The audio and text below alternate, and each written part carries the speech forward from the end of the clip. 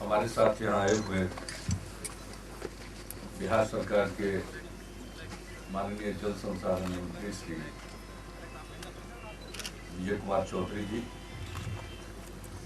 नालंदा के माननीय सांसद, आईजी साहब, तमाम पदाधिकारीगण, हमारे साथ आए हुए हमारे प्रधान सचिव श्री अंजनी कुमार सिंह जी, सचिव श्री अतीश चंद्र जी, नालंदा के जिलाधिकारी, पुलिस अधीक्षक,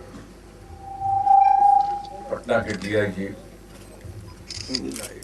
इस अवसर पर उपस्थित अन्य सब गणमान्य अतिथिगण, मीडिया के प्रतिनिधिगण और जवान,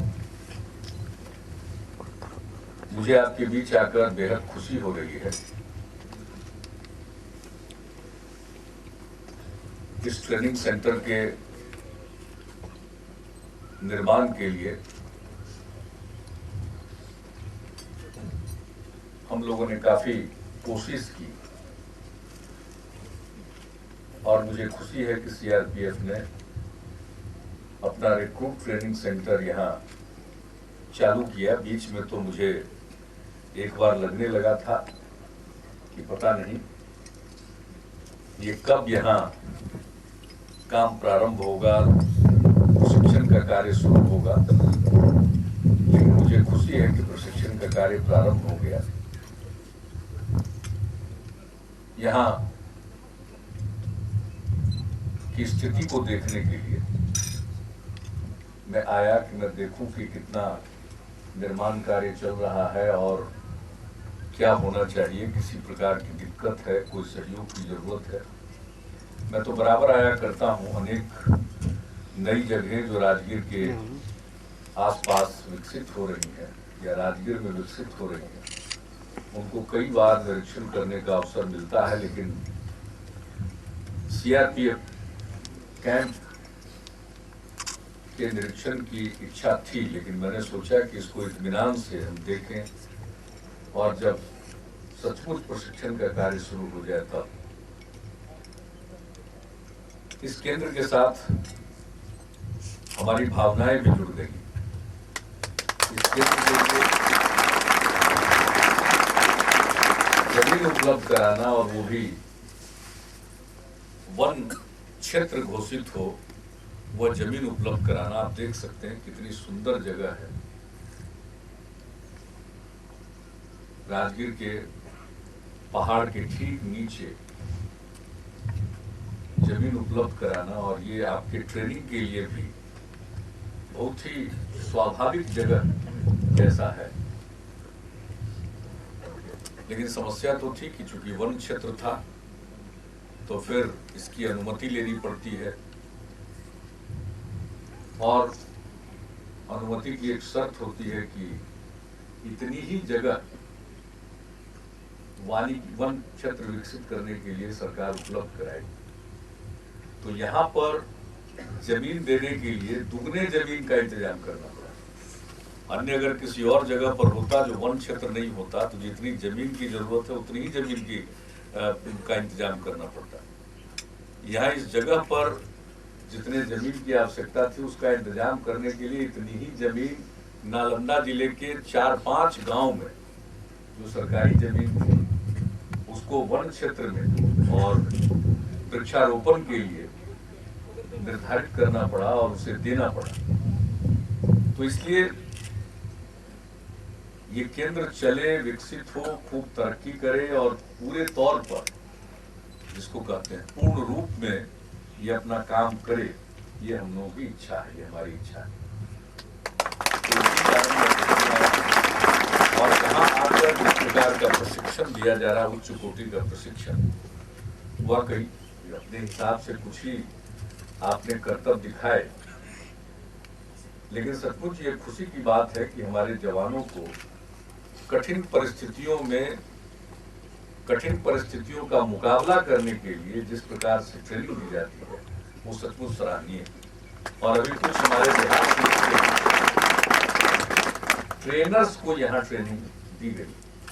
और हम तो यही चाहेंगे कि हमारे यहाँ तो बिहार में भी बड़े पैमाने पर पुलिस बल में नियुक्ति करनी है। अब पूरा जो वैकेंसी होती है, रिक्तियां होती है, वो तो भरी ही जाती है। अब हमने बिहार में तय किया है कि 1 लाख की आबादी पर कम से कम 125 पुलिसकर्मी हों। तो उस हिसाब से अगले 5 साल के लिए हम लोगों ने 44,000 पुलिसकर्मियों के पद सृजित कर दिए और हर साल 1/5वां हिस्सा 20% की नियुक्ति हो।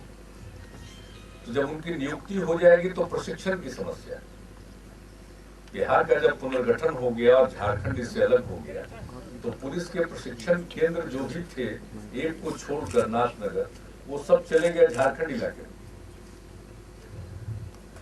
पुलिस अधिकारियों के भी जो प्रशिक्षण के केंद्र थे वो यहाँ नहीं रहे, सब कुछ को विकसित करना पड़ा। तो यही राजगीर में हम पुलिस एकेडमी भी बना रहे हैं, आपसे कोई बहुत दूर नहीं है। पास ही में पुलिस एकेडमी का भी निर्माण हो रहा है ऑफिसर्स ट्रेनिंग के लिए। लेकिन जो हमारे नए जवान, उनके प्रशिक्षण के लिए तो अब सीआरपीएफ का ये ट्रेनिंग सेंटर पूरे तौर पर काम करेगा, तो ये हम लोगों के लिए भी बहुत फायदेमंद होगा। हम भी इनसे कहेंगे सीआरपी के लोगों से कि हमारे जवानों को भी बीच में कोई ट्रेनिंग का ऐसा मॉड्यूल तैयार करके जो हमारी जरूरत है, जैसी हमारी जरूरत है उस हिसाब से, और उनको भी यहाँ कुछ ट्रेनिंग दिलवाई है। तो इस हिसाब से हम और चाहेंगे पूरे तौर पर विकसित हो, तेजी से काम करें। और मैं इतना ही आश्वस्त करता हूँ कि सीआरपीएफ के ट्रेनिंग सेंटर के लिए और किसी प्रकार के सहयोग की जरूरत होगी, मदद की जरूरत होगी तो हम लोग देंगे। और अब इस पूरे इलाके में इस ट्रेनिंग सेंटर के होने से एक सुरक्षा का वातावरण विकसित होता है। अब यहाँ नालंदा विश्वविद्यालय फिर से स्थापित किया जा रहा है। आप लोगों को मालूम होगा कि नालंदा विश्वविद्यालय दुनिया का सबसे पुराना संगठित विश्वविद्यालय, बहुत बड़ा विश्वविद्यालय था। 10,000 विद्यार्थी पढ़ते थे, 1,000 शिक्षक होते थे उसमें। और भारत को कौन कहे, दूसरे देशों के लोग पढ़ने आते थे, चीन वगैरह से बहुत स्टूडेंट पढ़ते थे।